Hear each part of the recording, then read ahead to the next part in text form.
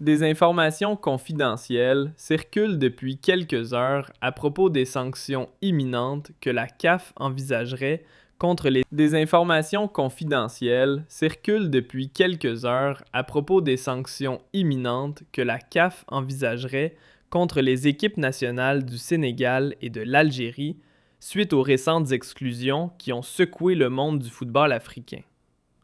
Ces rumeurs, qualifiées de très sensibles, révèlent des décisions inédites au sein de la Confédération africaine de football, en particulier après les controverses survenues lors de la finale de la Coupe d'Afrique des Nations et des multiples débats entourant les erreurs d'arbitrage, les problèmes organisationnels et les comportements déplacés. Selon ces fuites, la CAF envisagerait de lourdes sanctions, ciblant en priorité la Fédération sénégalaise de football, avec la possibilité que des mesures similaires touchent aussi d'autres pays, notamment l'Algérie, dans un contexte où la bataille d'influence entre les différentes factions dirigeantes se fait de plus en plus sentir. Des sources proches de la CAF, basées au Caire, affirment que l'exclusion de certains personnages clés des commissions décisionnelles, en particulier de la commission disciplinaire, marque le début d'une nouvelle ère dans la gestion de ces affaires sensibles. Le retrait du président sénégalais de cette commission, Ousmane Kane, aurait été justifié par son implication présumée dans le conflit. Cette décision soulève toutefois de vives interrogations sur les critères de neutralité appliqués par la CAF, surtout quand on constate que d'autres figures, directement ou indirectement impliquées dans les événements, continuent d'occuper des postes influents au sein des organes de décision. Les mêmes informateurs révèlent que la mise à l'écart d'Ousmane Kane n'est que la partie visible de l'iceberg. En réalité, cette décision fait partie d'une réorganisation beaucoup plus vaste au sein de la CAF, visant à remodeler les rapports de force internes. Un bras de fer d'influence se joue actuellement autour de certaines fonctions clés, comme le secrétariat général et les commissions en charge des compétitions et de la discipline, dans un contexte tendu où le football africain se prépare à des échéances cruciales. Les répercussions sont d'autant plus sensibles que les grandes compétitions continentales approchent, sans parler des grandes échéances internationales à venir. Côté sanctions, des rumeurs persistantes évoquent des propositions qui seraient en cours d'examen. Parmi celles-ci, la suspension de plusieurs joueurs de l'équipe sénégalaise, dont certains pourraient écoper de sanctions allant jusqu'à 1 année. Le nom du gardien de but, Edouard Mendy, circule même parmi les joueurs susceptibles de subir une suspension de 2 saisons. Les discussions vont également bon train concernant l'entraîneur Papé Thiaw, accusé d'avoir incité ses joueurs à se retirer ou d'avoir perturbé le bon déroulement de la finale, des accusations qu'il a fermement démenties. Par ailleurs, une possible suspension de Papa Gueye, héros du match avec son but décisif, est également sur la table.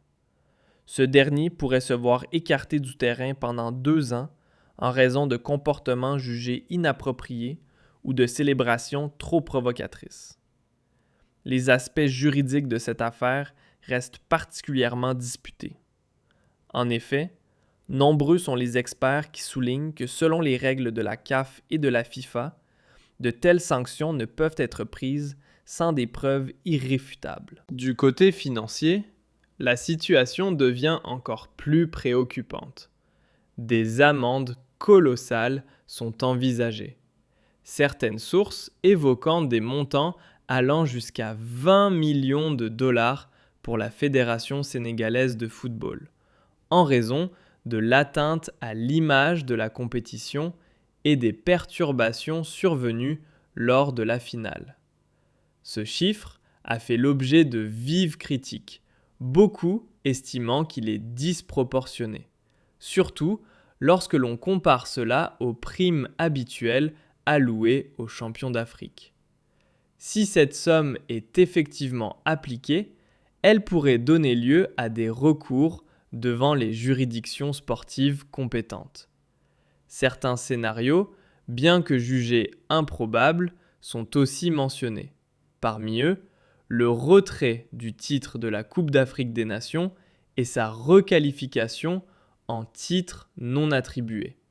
Ou encore, l'exclusion du Sénégal des compétitions qualificatives pour la Coupe du Monde 2026. Même si ces propositions paraissent choquantes, elles sont largement considérées comme irréalistes, tant les règlements de la FIFA insistent sur le respect du principe de proportionnalité et l'interdiction de punir collectivement les joueurs et supporters pour des problèmes administratifs. Il semble que les enquêtes et sanctions ne se limitent pas uniquement au Sénégal. En effet, des rumeurs circulent selon lesquelles la Fédération marocaine de football pourrait également se retrouver dans la ligne de mire de la CAF, suite à 2 incidents distincts. Le premier concerne une polémique virale sur les réseaux sociaux autour des fameuses images de serviettes, tandis que le deuxième porte sur le comportement de certains journalistes après la victoire du Sénégal, un comportement qui a mené à l'annulation de la conférence de presse du coach sénégalais. Ces événements sont perçus par la CAF comme des défaillances organisationnelles susceptibles d'entraîner des sanctions. Selon des sources proches de la CAF, toutes ces affaires sont en train d'être minutieusement examinées par les commissions compétentes. Et, cerise sur le gâteau, la FIFA pourrait intervenir, car son président, Gianni Infantino, était présent lors de la finale et a été témoin direct des événements, ce qui, selon certains, lui confère un certain droit d'intervenir pour évaluer la situation et, éventuellement, prendre des mesures. Dans ce contexte de tension palpable, ces fuites ont provoqué un véritable séisme dans le milieu sportif africain. De nombreux supporters et analystes s'inquiètent de voir les compétitions africaines se transformer en véritable terrain de jeu pour des conflits politiques et administratifs, au détriment de l'esprit du sport. Ils appellent à plus de transparence et de clarté dans les décisions à venir. De nombreux analystes prédisent que la situation pourrait rapidement dégénérer si des sanctions sévères étaient prises sans fondement juridique solide. En cas de décision jugée arbitraire, la Fédération sénégalaise de football et potentiellement d'autres acteurs impliqués n'hésiteraient pas à faire appel au tribunal arbitral du sport pour contester ce qu'ils percevraient comme des décisions injustifiées, allongeant ainsi ce conflit qui pourrait se prolonger sur des mois, voire des années. Alors que l'annonce des décisions finales est attendue dans les 48 heures, tout reste ouvert et possible. Au sein du milieu sportif africain, les appels se multiplient pour que le respect des règles, des institutions et de l'équité soit respecté afin de préserver la crédibilité du football africain. Il est impératif d'éviter que des événements de cette nature ne ternissent l'image du football sur le plan international. surtout à un moment où l'Afrique cherche à renforcer son influence dans le monde du football. Ce qui est en jeu aujourd'hui ne se limite pas à un simple match ou à une finale houleuse, mais bien à une crise bien plus profonde, mettant en lumière des fractures au sein de la Confédération africaine de football. Ces tensions internes, longtemps dissimulées derrière des façades institutionnelles, sont désormais exposées à la lumière du jour sous l'effet de la pression des événements. Entre fuites d'informations, décisions controversées et rumeurs de sanctions extrêmes, un climat de méfiance se développe et de nombreuses fédérations africaines commencent à douter non seulement de l'équité des procédures, mais aussi de la réelle capacité de la CAF à garantir l'impartialité et la transparence dans l'organisation de ses compétitions. Ce contexte pourrait laisser des cicatrices durables sur la crédibilité de l'instance dirigeante du football africain. À un moment où le football africain cherche à se faire une place sur la scène mondiale et à se poser en véritable acteur fiable et respecté, les soupçons d'ingérence, de règlement de compte interne et de conflits d'intérêts, qu'ils soient fondés ou non, viennent sérieusement entacher la confiance des supporters, des joueurs, des entraîneurs et même des partenaires institutionnels et commerciaux. Et sans cette confiance essentielle, il devient quasiment impossible d'envisager des réformes efficaces et pérennes. Pour le Sénégal, au-delà des sanctions sportives et financières qui pourraient tomber, la question revêt également une dimension symbolique. Beaucoup y voient un acharnement injustifié contre un champion continental dont la victoire, au lieu de représenter un triomphe pour le football africain dans son ensemble, se transforme aujourd'hui en un sujet de discorde, entouré de doutes, de polémiques et de menaces disciplinaires. Une telle situation pourrait créer un précédent fâcheux, où la performance sportive serait éclipsée par des enjeux administratifs et politiques, ce qui minerait l'essence même de la compétition. Du côté algérien, bien que l'implication soit indirecte selon certaines sources, la simple mention de sanctions potentielles suffit à raviver un sentiment d'injustice profondément ancré dans l'esprit des supporters. Cela démontre à quel point les décisions de la CAF, bien qu'elles ciblent une fédération spécifique, déclenchent un effet boule de neige qui touche l'ensemble du football africain. Chaque annonce, chaque rumeur, chaque fuite est immédiatement filtrée à travers les rivalités régionales, les précédents historiques et les tensions politiques sous-jacentes.